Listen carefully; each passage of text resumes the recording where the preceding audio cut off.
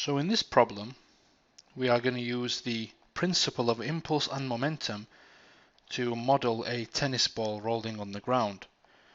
So first thing, let's draw the free body diagram. So we're told here that the mass is 0.5 kilograms, which is a half. So therefore the weight is a half g, or g over 2.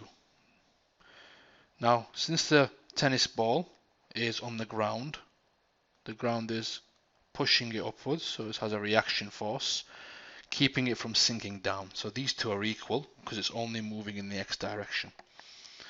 Now the forward force, you can see this being kicked with a force of 5t plus 8. So the force changes with time, 5t plus 8. If you substitute a time into there, you will get a different force every time, for every second.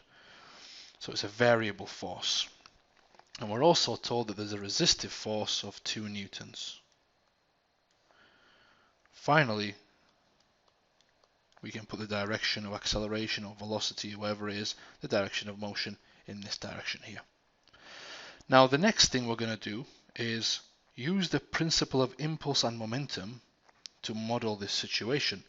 Now first of all, let's find the net force in this direction. So the net force will be, so F net, what we also call the sum of F. Now we're not going to put equals ma here because we're not using Newton's law now, we're using impulse and momentum, but it's easier if we find the net force first. Again, forward forces minus backward forces.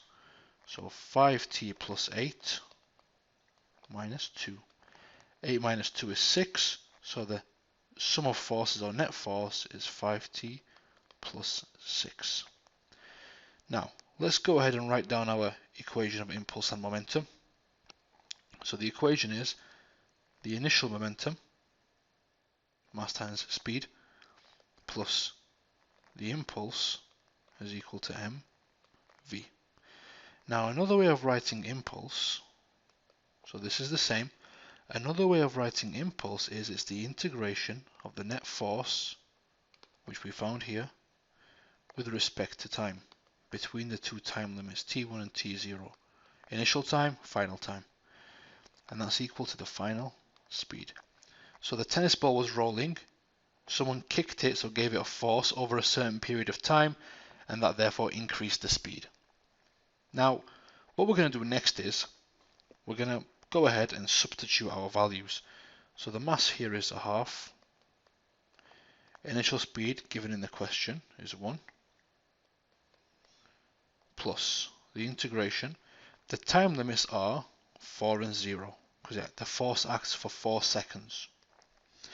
And the net force is what we found here, 5t plus 6 dt is equal to the mass times the final speed, which is what we're looking for. Simplify, this becomes a half.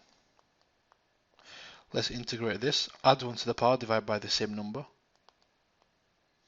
So it becomes 5t2 divided by 2.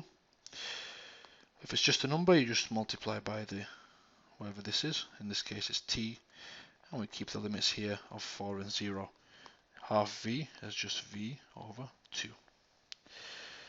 Now the final step in this calculation is to go ahead and find v. So substitute all the numbers into here. Once you've substituted everything into here, this gives you a value of 64. So the final equation becomes a half plus 64. So put the 4 in all the t's, minus put all the zeros, but the 0 gives 0 anyway, so just put the 4 inside, is equal to v over 2. Multiply everything by 2. That becomes 1. That becomes 124. And that which becomes v. So therefore, v is equal to 124, add 1, which is 125.